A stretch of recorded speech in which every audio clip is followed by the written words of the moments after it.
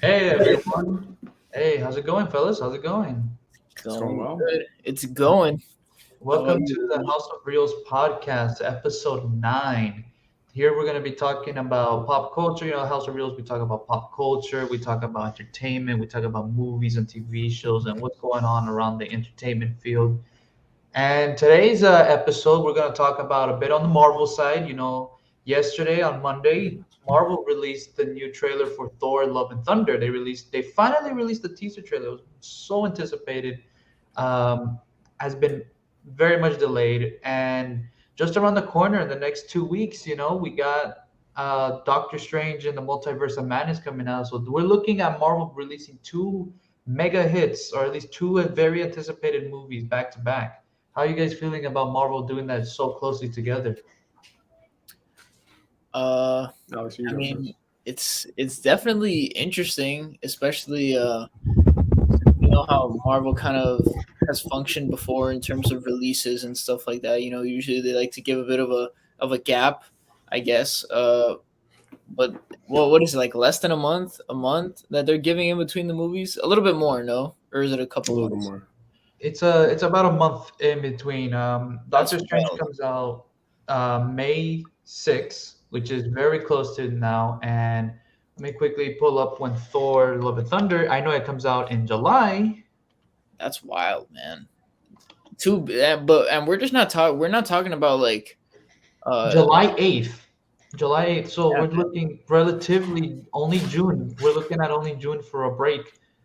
And and in the movie industry, when you're as big as Marvel is and you have so many characters at your disposal, that's like a millisecond, of time that goes by. So I don't know. I don't really agree with that strategy, to be honest. If I'm thinking from a business perspective, as a fan, it's awesome, right, Adrian? Because you're oh, the thinking, fan. man, I get two. Yeah, it's like watching one of the Marvel TV shows these days, and like, oh, just one next week, here comes the next episode. It's like, Exactly, oh, just the next exactly, month, here comes the next big one.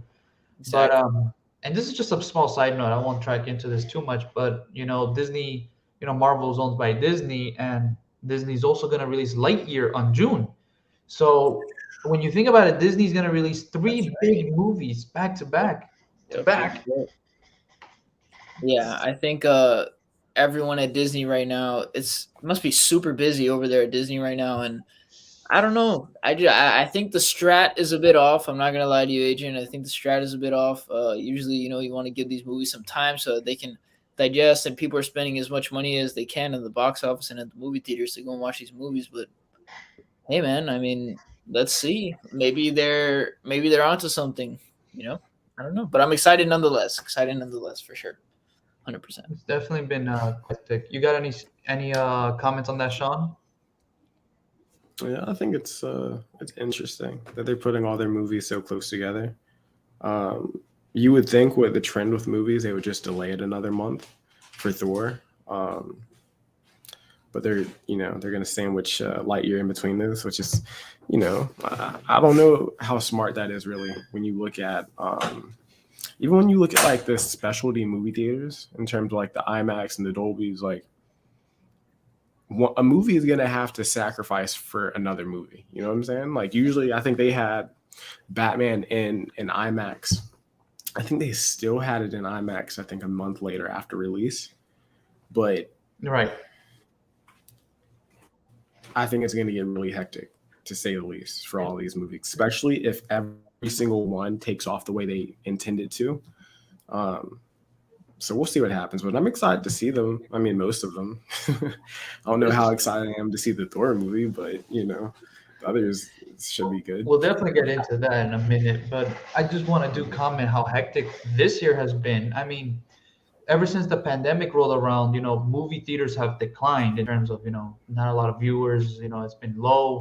You get that one movie maybe that people are going to watch to see, but, that all changed when Spider-Man No Way Home came around. Everyone started packing the theaters all over again, the theater experience. And then just ever since that movie came out, then we had the Batman, we had the Sonic movie, the Morbius movie, the Uncharted movie. It's just whether or not they're good or bad. Movie theaters have been packing these supposedly these bigger movies back, And just recently, I believe The Northman is going to release, right? Or did it really Hmm. release? On Thursday. And Yeah. that's considered a big movie by some. And now we're anticipating Doctor Strange 2, and then Lightyear, and potentially the Jurassic World Dominion movie. And then we got to go through Thor: Love and Thunder. And that's just, we're only halfway through the year. Like, Hmm. I don't know about you guys, but my wallet is going to get dented by all this. Just saying. Yeah, I agree. Yeah, Yeah, it's crazy, but definitely hectic, man. We'll see. I mean, I think we are all in agreement that it's an interesting strategy, to say the least, to release three big movies, at least name wise, like in such a short span of time. Like right. that's pretty crazy. In the entertainment industry, you don't see artists releasing two big albums back to back or anything like that in such a short period of time, or never in the movies, like that. So it's It really is quite interesting. Like, usually you want to give about at least 3 to 4 months, but this is quite literally just month to month to month. Very interesting take on Disney. But jumping the gun now, let's talk about what is going to happen sooner rather than later, and that is the Doctor Strange 2 film. That film is coming quite close, and people are speculating left and right these massive things that are going to happen about the potential of previous legacy Marvel films being brought up in this film. Now, for our viewers who aren't entirely aware of legacy Marvel films, or at least that's what I'm calling them, the Marvel movies weren't all, yeah, nice comment by yeah, Christian. yeah, they are, Christian. You're right, man. The The goats Goats are are back. back. Yeah, that's right. But Marvel wasn't always set up by the MCU, the Marvel Cinematic Universe. Oh, and there goes, It's okay. He'll be back. Yeah. yeah, Sean came back.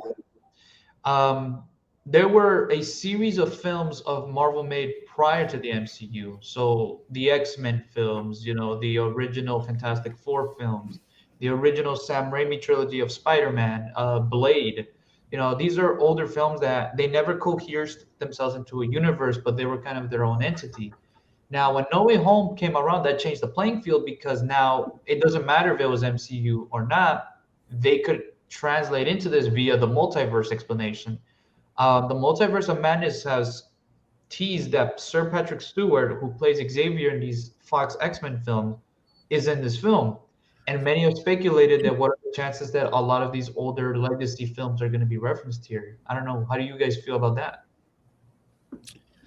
Uh, Calling back to those films, I mean, I don't know. Whoa, that's a pretty open-ended discussion that we can have here. I don't think it really does any. I mean, it does do something, but does it really though? But then again, it is. We are going down this whole multiverse rabbit hole here. It seems like in the MCU, Hmm. so maybe it ties into it. Somehow, some way they reach just far enough, and they can just connect everything. But for me, it doesn't really do anything, to be honest. Um, I mean, I think we hit the peak of the multiverse in No Way Home, in my opinion. Um, I think the only way that you can really eclipse that is if you have like a Thanos level threat and you have to bring in older, like, superheroes and stuff from different universes. But yeah, I think with Spider-Man, I feel like we hit the peak of it. But I'm interested to see like who they really try to bring into this movie. There have been plenty of rumors, but if we see Tom Cruise, if we see Tom Cruise in the MCU, man, like I promise you, bro, like I might scream, bro. That's gonna be hilarious. Quick explanation for this. Yeah. Tom Cruise was intended to play Iron Man, but he obviously went to Robert Downey Jr. It is speculated that Tom Cruise will play an alternate version of Iron Man from an alternate universe. That's not bad. That's not a bad way to tie it in, I guess. I mean, Yeah, the little reference there. yeah, yeah. Hey, I mean, who doesn't love Tom Cruise? Am I right? Come on, guys. But So it's kind of awesome. what were you gonna say, Adrian? No, I mean, well, first I was going to ask you, Sean, you don't think that Multiverse of Madness isn't going to be as grandiose as No Way Home? I'm not talking about box office numbers. I'm not talking about like, oh, is the story as good? I'm talking about like the madness of like, oh my gosh, these characters. I It think just depends. It yeah. depends. It depends on who they bring back. Because when you think about it, if it's just Xavier, like I love the older X-Men movies. I love them. I absolutely love them. But is he gonna make me jump out of my seat? Probably not. Um, so it really just depends, man. I mean, there are a whole bunch of seats up in that area, you know, so they could bring back somebody crazy. What about But Nicolas Cage as Ghost Rider? What if he showed up? that would be funny. I'm not gonna lie. Oh That would my be awesome. That would be That That would would be be great. awesome. funny. But yeah, it Ben just Affleck's depends. Daredevil. Oh my god. I would cry if that happened, man. I would Wow. cry. I know that he was a That would very be different hilarious. person, but I think it would be funny to just see Ben Affleck again. You know, Yeah. And then um, Chris Evans is the Human Torch. that's a joke that I want to make. Yeah. You know, you see Chris Evans come out of the portal. People are like, and then Doctor Strange is like, Captain Rogers, I'm so glad to see you. And it's like, who the hell is Captain Mm. Rogers? It was Johnny Mhm. Storm, and it's like, oh, that is such a great joke to put in out of nowhere. You know, Yeah, that would be funny. I think That would- Marvel would do it, man. Not gonna lie, they have some, for lack of a better term, you know, they have some oomph. They have some gusto, some cojones, if you know what I mean. When it they comes to definitely take risks. yeah, they do. Definitely take risks. They do. Looking back at Marvel, I mean, just the concept of Iron Man alone was a risk. The concept of the first Avengers movie was a risk. The Guardians of the Galaxy was a risk. You know, a lot of their projects and movies were risks, and most of it has paid off. Most of it surely has paid off. Nothing like the MCU really exists in terms of culminating 10 years worth of movies into one. And furthermore, this is what I'm trying to get at. The impact of this is, culminating past titles, past movies, movies that are over 20 years old into this, I think that's unheard of in film. Whether it's good or not, I think is subjective. I don't know how you guys feel about it. And I think that's the double-edged sword. I feel that it's definitely more fun, less logical, less like, you know, Chris Smith comments, who are you guys excited to appear in the Multiverse of Madness? Um, man, I would be excited to see Tom Cruise as Iron Man. That's the one I was gonna say. Nicolas Cage as Ghost Rider. Mm. I would like to see maybe Reed Richards, the original actor who played him from the original Fantastic Four. You know, Let me see Jessica Alba, bro. Bring her back. How about that? Mhm. Uh-huh. Yeah, That's that's the right, one. man. the original Fantastic Four. It's not the best movies, but I think it made childhood memories. You know. Yeah, of course, of course. Um, I want to see Jessica Alba, man. That's all I want to see. And all her, That'd be sick. all her glory and goodness, you know. I heard that this is gonna somehow tie into the next Blade movie, so I kind of that want to could be very see interesting. maybe Wesley Blade, Snipes is Blade. but yeah, man, I don't know. We'll see. There's so much potential this movie does have.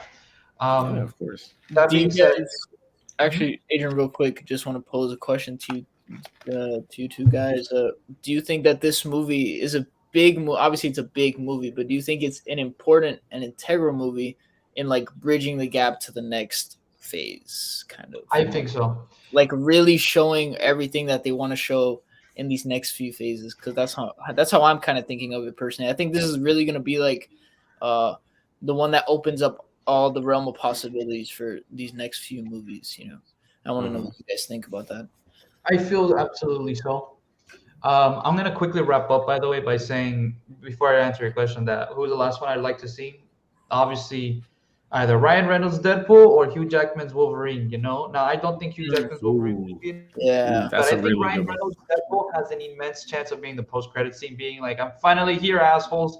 Is like, and this is, he breaks the fourth wall, saying that, that would be hilarious. But to answer your question, the main villain, because I remember, Sean, you brought this earlier, that you think the only way to get big again is with a big baddie. There is already a big baddie in plan, and that's Kang the Conqueror. Now, Kang the Conqueror is supposed to take over the multiverse or whatnot. He was introduced in Loki. I feel, in my opinion, that the reason they held back on the Thor trailer for so long is possibly because they need this multiverse movie to establish a lot of content. And I'll get into the Thor movie and why I feel that's the case. And I also feel that a lot of other projects on Marvel, they need to rely on the multiverse movie to really establish that, yes, the end goal of this phase is a multiversal level threat with Kang the Conqueror as the multiversal big baddie. I feel that's the concept they're trying to get at with phase 4. Um, I really genuinely feel that's the case. I feel that the Thor trailer, which we're gonna get in that soon, is just a teaser that shows just like, oh, here's Chris Hemsworth, here's Jane Foster, here's little bits, but they didn't really reveal anything. And I feel that when you finish watching the Multiverse of Madness, you're going to get on the post-credit scene, similar to how No Way Home revealed the Doctor Strange trailer. We're gonna get a full-blown trailer of Thor: Love and Thunder, but with the context of like, oh wait, now we know how the multiverse works. So now we know how this movie's gonna play out, and it's gonna anticipate that. And I think that's why they're so closely together, because No Way Home did that with Doctor Strange. They didn't release a Doctor Strange trailer until that movie came out because they wanted people to catch up with the idea that the multiverse existed to begin with. Yep. So It's this movie is definitely integral in that, and like shifting the focus, and from there, I think it's only appropriate, right, that we talk about Thor: Love and Thunder. we definitely translate into that Yeah. now. Yeah. Trailer released yesterday, the teaser trailer. They call it a teaser trailer. It really is a teaser trailer. It's only 2 minutes. Before we get into any ideas, first impressions. What do you guys feel? I want to hear what Sean's gonna say. Sean, you seem a Bro. little bit on the Yeah, you see him a little. I don't know, man. All right. I don't know if this is the beginning of the end. All right.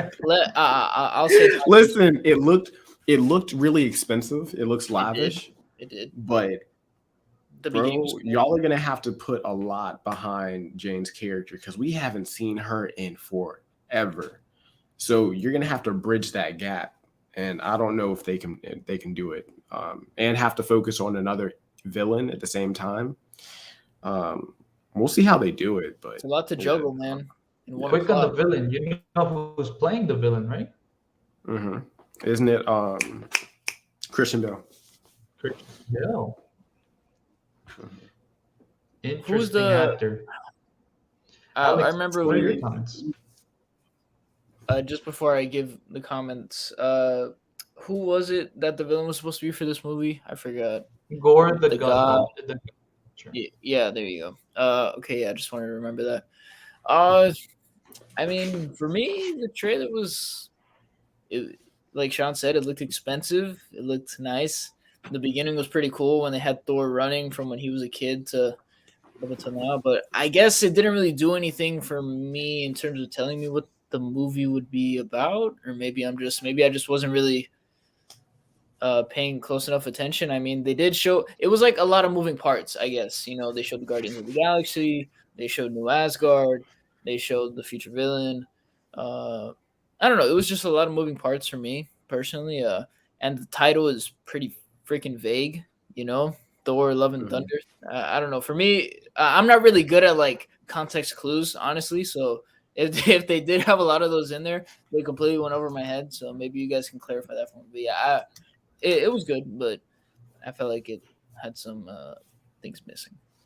Yeah, my first impressions, I'll tell you this, in my brutal honesty, I am a Guns N' Roses fanatic. I think Oh, that's Guns N' Roses is true. my favorite band. When I heard Sweet Child of Mine, I was like, oh hell yeah. Just like they got a had good to- song choice. But No, I understand. putting my bias aside, I think the beginning of the trailer is the strongest part where Sean, you mentioned Jane Foster, and yeah, she's integral to this plot. But I was kind of relieved in a little way that the protagonist does seem to be Chris Hemsworth's Thor.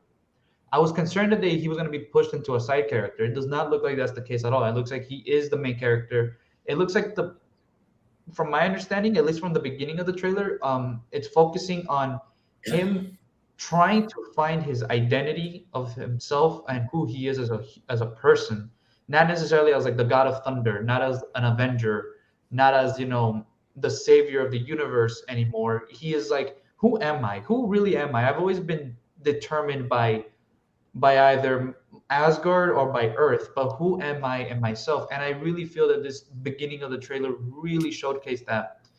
Um, my other comments, this movie looks very colorful and very flamboyant. This isn't a bad thing, but I am a little concerned they may be going a little too far in some of these cases. I think one of the best parts of the trailer was when they showed what looks to be Olympus and Zeus. Yeah. But then I was a little turned off by the fact that his lightning bolt literally looks like a foam Nerf product or something. I was like, wait, why does it look like a toy? Like it should look like a lightning bolt, you know? But by the way, rumor, they didn't show his face, but Zeus in that trailer is rumored to be played by Russell Crowe. Just saying. Really? Yeah. That would be wild. Wow. Yeah, that'd be wild. I'll watch the movie just for that.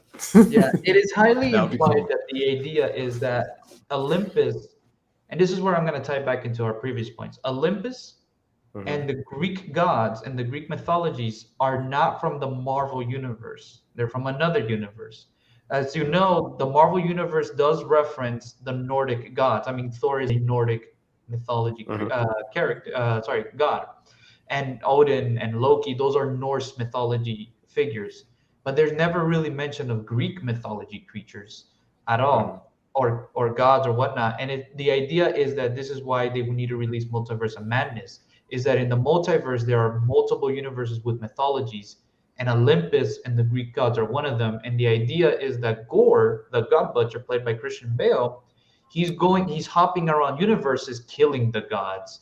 And we're going to see him kill probably Olympus and the Greek gods, but he's going to eventually jump into Marvel, where he's going to attempt to kill the Nordic gods, or at least Thor or whatnot. That's the idea. But that's also me speculating. I could be absolutely wrong. That may not be the case. All I know is that Christian Bale's Gore, he's trying to kill a bunch of gods. And it looks like Marvel's expanding mythology, especially with Moon Knight. Just a side note, Moon Knight does tackle on Egyptian mythology very hard. So, as for my biggest concern, definitely I agree with you, Shawn. Jane Foster has never been that big of a character in the MCU, at least.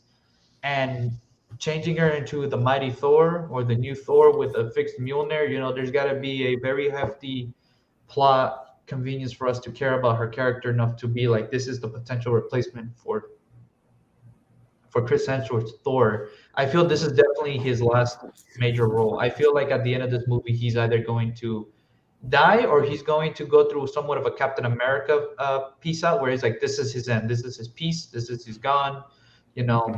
I feel like this is his final bout. I feel like that's the main purpose of this movie, a final hoorah for Chris Hemsworth. Yeah, I agree with that 100%. It seems like, especially from with the voiceover where he was saying, it was actually a really nice quote. He was saying, before, these hands used to bring about war, but now they're determined to bring about peace, or something along those lines. I'm paraphrasing a little bit. I think that was really telling of what the movie is going to be about. And like you said, Adrian, it's probably just going to be him finding himself, like really, because, every time we think of Thor, we think of, destruction. The mighty Avenger. Yeah, exactly. So this is, I definitely think this is going to be a good end to the one way or another. I do think it's going to, come full circle and have a good ending, but yeah, that's what I wanted to say. I hope so. Do you think it's smart though? What? Like, we're getting random, like all the original Avengers were kind of losing. Do you think it's smart for them to take them all away? Like, I think it is. The thing is, though, I think that goes beyond, and I could just be like reaching here. That goes beyond fiction, and that goes beyond like movies. Robert Downey Jr. just didn't want to play Iron Man anymore. Maybe I'm just like misinterpreting what you're saying. No, it definitely goes beyond. Right? Yeah. Like I honestly think it's just that, like these people just don't want to play these characters. Yeah, there's more to their life than just playing the same superhero over and it over. sucks, but I mean, Tom Holland has even hinted how he's like pretty much done, and he's only signed for another trilogy because he kind of did. But he was actually speculating like, that's it. After No Way Home, I want to settle and have a family or make other sort of smaller films. Playing a superhero is very tolling, and even Chris Hemsworth has come out like little by little but he's still with them. But he's talked about how his workout. Remember, he's a very physically demanding character to play Thor, and it's strenuous to play a character that big and that muscular, um, especially in Hollywood. I mean, once you're out, you kind of start noticing that yeah, they it's fun, but it's very tolling on themselves. It's definitely a full-time job to be playing these characters over and over again, even if they love the characters to death. And like Sean, you said, is this smart to get rid of the characters that like the initial characters? I mean, you got to see it in a way that it's like you're better off having your character go off in a bang in a good way, and we remember them for what they're good at, rather than holding them on and on and on. And it's like, why? The Yeah. story's over, the character plot is over. Like, why are you here? It's like of course. It's like the athlete that just hung on a little bit too long, I understand what you mean. Live long enough to become a villain. Yeah, right, Adrian. It's like that sort of thing. No. Do you think that Marvel will ever hit the peaks of where it was in terms of, in game and I only feel there's only Infinity War? one conceivable way, and that's that they'd have to shift from bigger and badder and concise it to more of like quality of like, damn. Do you know what I'm talking about with that, or Yeah, it can't be the biggest, what are those things that go up in the sky, fireworks? It can't be the biggest firework now. It has to be more of like a cooler firework. I don't know, in a different way. Yeah, like it has to be, definitely quality over the quantity. I mean, we went from Endgame, which is a universal threat, and we are entering a multiversal threat. And I feel the multiversal threat with Kang the Conqueror, whatever it wraps up with, like the new Avengers or whatnot, I feel it's gonna be a hit, but I don't think it's gonna be like the 10 years leading up to Endgame. And if it is, then that's great. I've been proven wrong. But I feel that if you really want Marvel to reach like this is amazing, is you have to make a movie that transcends being a superhero movie for fun and entertainment, and a movie that critically analyzes humanity's well-being, like The Dark Knight. The Dark Knight has still been surmounted as a movie that just it hits you as a person. Or Spider-Man 2 from Sam Raimi. That's a movie that it just transcends a superhero movie. It's a movie that just it goes to our souls. Oh no, Adrian. We lost Adrian. Adrian's frozen. No. I was frozen. Well, You're good, Adrian? Okay, yeah. Yeah, I'm back. you were frozen. I got tackled by Disney. I'm spoiling their plans. You're like, this guy's on something. But you were saying, Adrian? Yeah. Yeah, what was the last word that you heard me say? Oh. That it has to hit your soul. Like the character. Yeah, they have to hit us more on the human emotional side. Tone it down. Bring our hero into realistic. Bring the villain into something a lot more realistic. Something that if it's like, wow, that really hit us emotionally. Culturally even. Rather than, oh my gosh, he's gonna destroy 50,000 universes. That's so dangerous. Yeah, at some point it's kind of like, we've seen Thanos. Yeah, right. That's kind of our, and I think that's what damn, but now we're getting into other movies, but whatever. Just a little brief callback to the movie that we love here on the podcast, the Batman movie, the most recent one. The Riddler, like he wasn't like a big time villain, really, if you want to compare him to like Thanos or whatever we'll say, but he was just like, he was real enough, he was believable enough also that, and it was such a great portrayal that you were just like, damn, like this is like a really good villain. Like he had a purpose, he had a cause, and I think that's what made Thanos a really good villain, was that, say what you want, but sometimes Thanos will say something, you'd be like, damn, okay, I don't know, he kind of has a point there.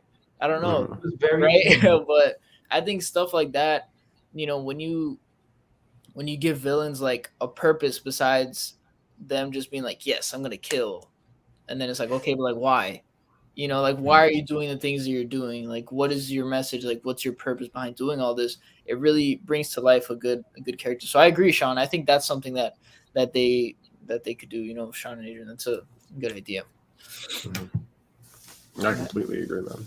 Yeah. And the Batman verse, you know, we just needed more movies like that. If we get, I don't know, y'all don't want it, but if we got like a Joker, if we got like, I don't know, Mr. Freeze, I would love to see Mr. Freeze, man. I'm not gonna lie to you, bro. I would like to see Mr. Freeze. When was the last time he was on the big screen? 1989 or something like that? Batman and Robin Yeah, the infamous movie. Right? Yep. with Arnold Schwarzenegger playing. Yeah, exactly. And that's what we need. Honestly, like, I think we need a Robin, man. We haven't seen Robin in how long on the big screen, man? Which Robin? Batman and Robin. What do you mean? Which Robin? Oh, you're talking about which Robin? Yeah. I think we need. I don't know. I don't really want to see. Let's get Damien, bro. It's too early for Damien. Though. Damien's so edgy. He is. He is edgy. He is edgy.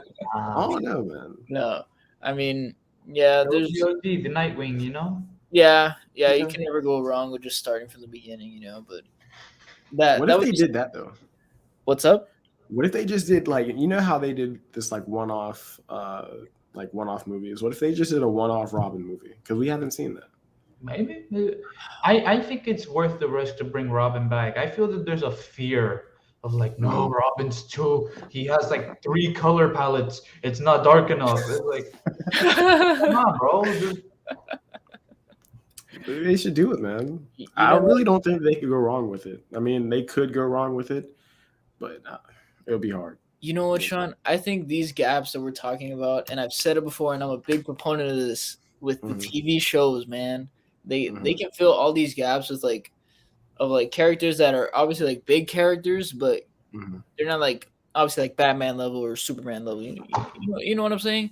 And personally, I like TV shows more with characters like a Robin or something like that because it really that's when you really get to like delve deep into a character. And I think Robin is definitely one of those characters, like at least in mainstream media, that he's pretty misunderstood. You know, because to people, and obviously I could be reaching here, but to people he's just like Robin, like boy wonder, but like Robin is like, you know, he had a pretty fucked up life, you know, and he has a lot of shit that he's been dealing with all versions of Robin, you know, it doesn't matter which one. So I think that'd be pretty cool. Or a Nightwing series, oh my god, that'd be fucking sick. Yeah, that'd be sick. I think, bro, what they should do is like, you know how they have Young Justice, right? Yeah. What if they had like Young Justice, but each one had their own like movie to build the characters up? If you want to do like a multiverse, not a multiverse, but a universe, what you should do is go with like the younger versions of like Young Flash, like all these younger characters. I don't know. I agree. I see. So like building the foundation for the next. Exactly. Is that what you're saying? Yeah. Hey, that would be freaking super cool. I think a Martian Manhunter movie would be pretty sick. I think they should do that. See, there's so many ways that they could. Man, DC is like they're slacking, man. I'm not gonna lie to you. God, man. We're the head of DC. Us three. We're the board of directors right now. We could do it. Yes, we could. Take over DC. We could. Yeah. You know? I just think they're so scared of like messing up, and then when they do something that's not, you know, the Batman or I don't know, they rush it. Because so Batman and Superman is like low hanging fruit for them. Like they could just be like, "Yep, that's like 500 mil right there that we could possibly make." You know? And I don't know, but we'll get back on track. We're talking too much about DC and their untapped potential that they're probably never going to reach. But so what do you guys think is going to happen in the future for Marvel? Just in general, your general thoughts about it. Do you think, like Sean said, are we possibly reaching a valley right now, or are we going back up to a peak? You know, we did mention like, how Marvel could get good, like crazy good.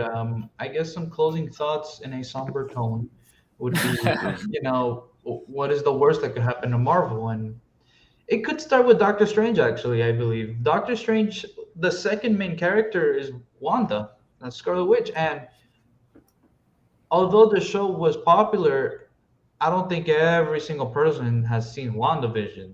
No. It's going to be very confusing for a lot of people to just jump into Doctor Strange 2 and know no reason her motivation or whatnot if this movie doesn't catch him up or properly write that in. And that could really get, we're starting to get to the point where this is why it's hard to get into comics. There's too much content and people cannot catch up. We're reaching people who are in the span of the Marvel Cinematic Universe, were born in it and are not able to catch up. You know, Even I, a diehard Marvel fan, I have not caught up to every single MCU project. It's actually a lot. Watching a lot of TV shows, a lot of movies. The lore. That could be a problem. And also Thor: Love and Thunder. If we're gonna also be a little bit more critical on it, that trailer was released very late. That teaser was released very, very late, and the excitement for the film is there, but I don't feel it's where it could be. And part of that is the very much delayed trailer.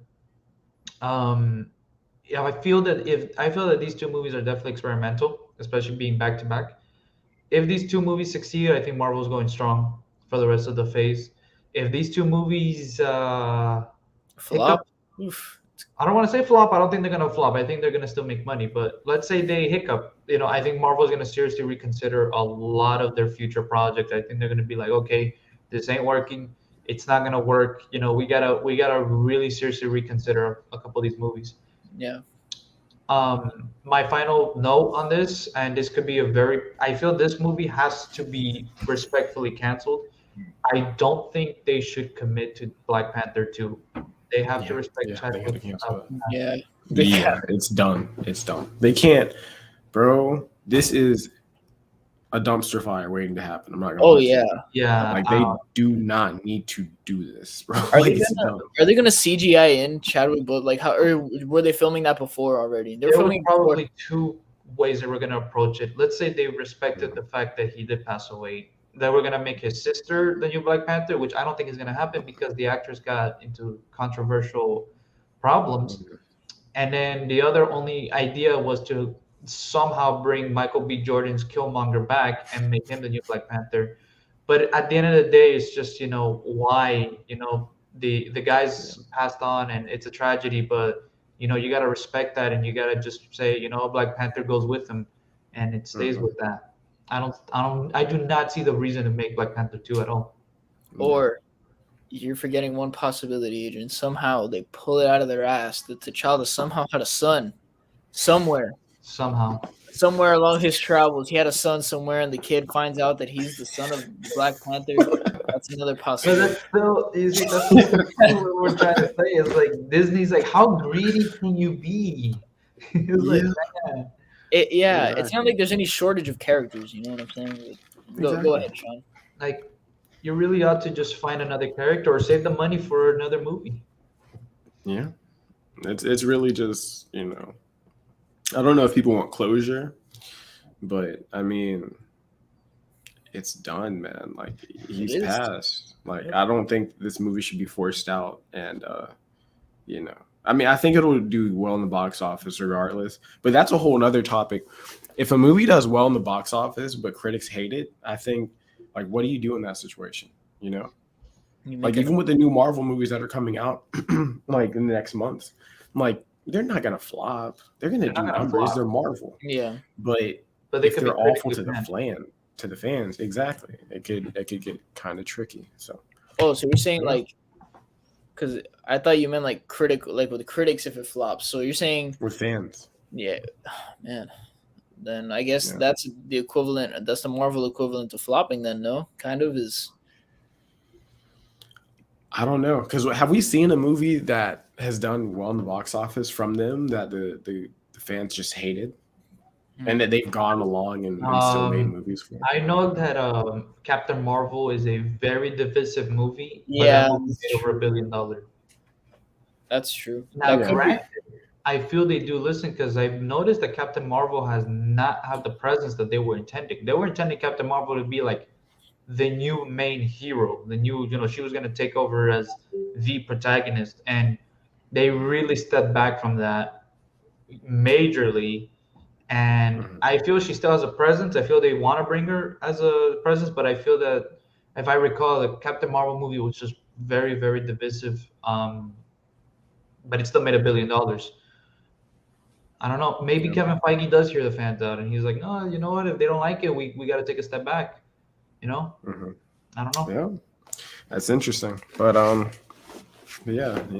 Anything else you guys want to talk about? Good. I don't think there's much other to say other than, for the audiences watching, this is for the semester the last episode of House of Reels.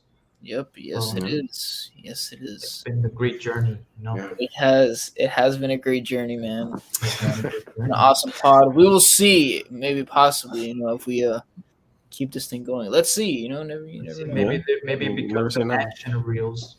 Yeah, Yeah. exactly. But Yeah. I mean, guys, it's let's see what happens at the end of the day. Is Marvel are they gonna tank, or we'll see. I'm excited to see whichever one. Come on, Yeah. let's go. Either But, one will be Let's see. interesting. yeah, Definitely. All right. Well, peace to all the peeps watching, and peace to y'all. Take care. you guys, awesome. See you guys later. Love you guys. All right. Well, I guess this isn't the end. All right, guys. See you guys later. See ya.